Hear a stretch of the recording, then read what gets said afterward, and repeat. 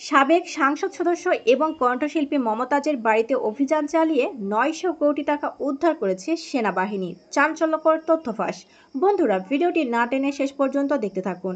আর একটি বিশেষ অনুরোধ, দয়া করে আমাদের চ্যানেলটিকে সাবস্ক্রাইব করে পাশের বেল আইকনটিতে ক্লিক দিয়ে রাখুন, যাতে সব ধরনের আপডেট খবর সবার আগে আপনি পেয়ে যান।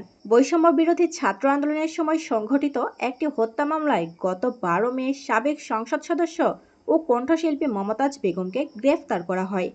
গত ১৭ মে আদালত তাকে কারাগারে পাঠানোর পর বৃহস্পতিবার ২ মামলায় তাকে ৬ দিনের রিমান্ড নেওয়া হয়। এদিকে মমতাজের বাড়িতে সেনাবাহিনী অভিযান চালিয়ে ৯০০ কোটি টাকা উদ্ধার করেছে, এমনই একটি ভিডিও ইন্টারনেটে ব্যাপক ভাইরাল হয়েছে। তবে রিউমার স্ক্যানার টিমের অনুসন্ধানে জানা যায়, মমতাজ বেগমের বাড়িতে সেনাবাহিনী অভিযান চালিয়ে ৯০০ কোটি টাকা উদ্ধার করেছে শীর্ষক দাবিটি সঠিক নয়। প্রকৃতপক্ষে ভিন্ন ঘটনার একাধিক ভিডিও ডিজিটাল প্রযুক্তির সহায়তায় সম্পাদনা করে আলোচিত দাবিতে প্রচার করা হচ্ছে।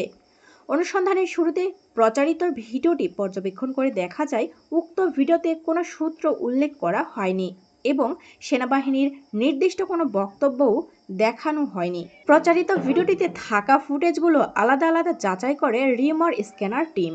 প্রসঙ্গত, উক্ত প্রতিবেদন থেকে জানা যায়, এটিও ক্যাসিনো কাণ্ডে গ্রেফতার ঢাকার গেন্ডারিয়া থানা আওয়ামী লীগের বহিষ্কৃত নেতা এনামুল হক এনু এবং রূপন ভূঁইয়ার লালমোহন সাহা স্ট্রিটের বাসায় অভিযান চালিয়ে সে সময় ২৬.৫ কোটি টাকা, ৫ কোটি টাকার এফডিআর সহ বিদেশি মুদ্রা ও স্বর্ণ জব্দ করেছিল র্যাব।